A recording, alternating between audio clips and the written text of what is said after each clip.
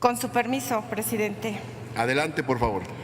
Compañeras y compañeros senadores, el pasado 1 de septiembre, en sesión del Congreso General, fuimos testigos del protocolo que acompañó la entrega del 6º informe de gobierno del presidente de los Estados Unidos mexicanos. Este importante acto se ha reducido a la entrega de un documento por parte del secretario de Gobernación al presidente de la Cámara de Diputados. Posteriormente, el lunes 3 de septiembre, pudimos seguir por los medios de comunicación el desarrollo de un evento en Palacio Nacional en el que el presidente Enrique Peña Nieto dio lectura a un mensaje acompañado por sus invitados y su equipo de gobierno. En cualquiera de los dos hechos, una cosa es clara: ninguno constituye un ejercicio de rendición de cuentas y ninguno permite el tan necesario diálogo entre poderes. Con el inicio de la 64ª legislatura, estamos ante la oportunidad de transformar este ritual, transformarlo para que se convierta en un verdadero ejercicio de rendición de cuentas, en un acto republicano en el cual el titular del Ejecutivo someta su gestión al escrutinio público, en el que se informe sobre el estado de la administración pública, sobre sus logros y sobre los problemas que se enfrentó durante la gestión. Es decir, que los legisladores tengamos la oportunidad de cumplir con la función de contrapeso del Ejecutivo, que se nos dé cuenta y cómo se tomaron las decisiones, y que nosotros tengamos la oportunidad de cuestionar e indagar más al respecto de lo informado. Es increíble lo que pasa en nuestra República, pero bajo el actual formato, el presidente solamente se presenta ante el Congreso 2 veces. Se presenta el día que toma posesión y el día que entrega la banda al nuevo presidente electo. Por lo pronto, ya existen voces que reclaman que el informe regrese al Congreso. En nuestras manos está el hacer realidad que este acto se transforme en un efectivo diálogo entre los poderes de la República. Honorable Asamblea, en la sesión de hoy nos reúne conforme lo establece el artículo 69 de la Constitución Política de los Estados Unidos Mexicanos. Se analizará lo relativo a los logros de la política social en este 6º año de gobierno. De acuerdo con el documento presentado por el Ejecutivo, las políticas y estrategias de desarrollo social están enfocadas a la disminución de los índices de pobreza y marginación a través del desarrollo de capacidades que fomenten la inclusión productiva y la cohesión social. En su contenido, los datos y resultados presentados muestran en la mayoría de los indicadores un saldo positivo, en muchos aspectos marginal. Sin embargo, a pesar de ello, es manifiesto el optimismo de quienes han conducido la política social durante los últimos años. Y en esta perspectiva, yo me pregunto, ¿hay lugar para el optimismo?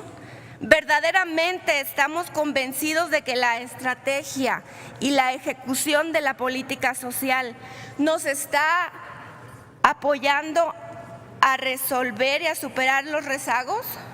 ¿O solo estamos administrando la pobreza y otorgando paliativos que reduzcan la tensión social en tan amplios sectores de la sociedad?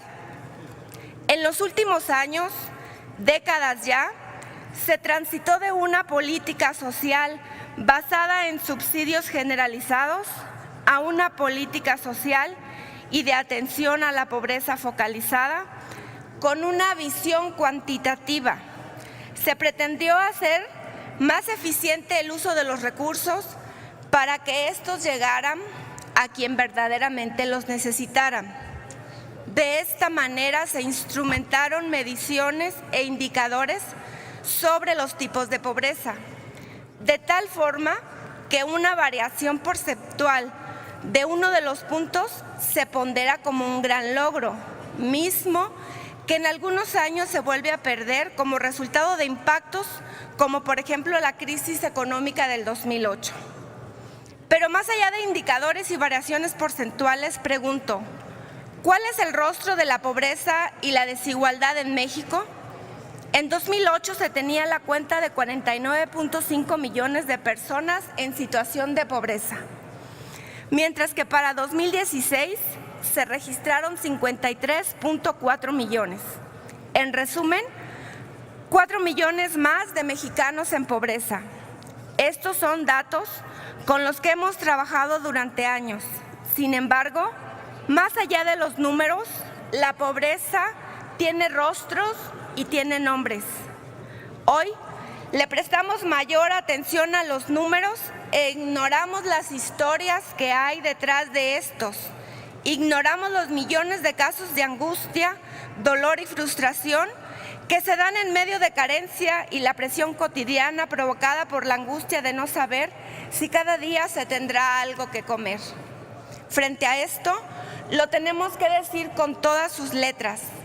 México es un país en el que la mayoría de su población sufre de discriminación por motivos socioeconómicos. Esto implica consecuencias graves en términos de limitación o incumplimiento de derechos sociales para casi la mitad de los mexicanos. Mexicanos que no podrán tener acceso a las condiciones mínimas para su desarrollo individual, que serán generadores de un círculo perverso. Pobreza genera más pobreza. Cuando se creó la Secretaría de Desarrollo Social, la pobreza en México era del 53% de la población. Hoy, a 26 años, la variación ha sido mínima, pues esta institución ha dirigido sus esfuerzos a crear e implementar programas asistencialistas enfocados supuestamente a reducir la pobreza en el país. Sin embargo, está comprobado que las transferencias directas de dinero hacia sectores de la población no generan crecimiento económico. El problema radica en que si bien es necesario e importante sostener programas de apoyos directos, creo que los esfuerzos deberán concentrarse en medidas enfocadas a generar prosperidad de largo plazo. Además, y lo tengo que decir, el uso clientelar y la corrupción que ha rodeado la política social y que se expresa en su forma más cruda en la denominada estafa maestra, tiene como resultado que miles de millones de pesos que debieron atender las necesidades de los sectores más vulnerables se hayan desviado con fines electorales y hacia el enriquecimiento de malos servidores públicos y empresarios corruptos. Pero lo que más indigna es que a pesar de las innumerables observaciones de la Auditoría Superior de la Federación, la publicación de investigaciones periodísticas y las denuncias ciudadanas, no existan las sanciones e investigaciones correspondientes. Más de 700 millones de pesos fueron desviados por una compleja red de empresa fantasma y de la Sedesol y de Sedatu durante la gestión de la misma funcionaria. Desviaciones que están documentadas por la Auditoría Superior de la Federación y pregunto, ¿cuál es la consecuencia? La impunidad. Estos son hechos que no podemos permitir que se repitan.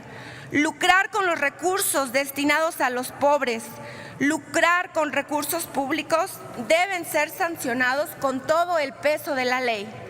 Honorable Asamblea, a la política sustentada en programas de atención a la pobreza se le debe de acompañar con una política que privilegie la inversión en ciencia y tecnología y en educación.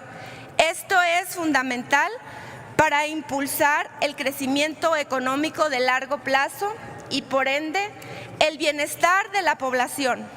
Es decir, cualquier política social que ambicione tener un impacto real en el combate a la desigualdad debe tener en la educación su eje estratégico, porque la educación genera una competencia natural, genera cultura y promueve ciudadanía, lo cual es incompatible con la pobreza y la desigualdad.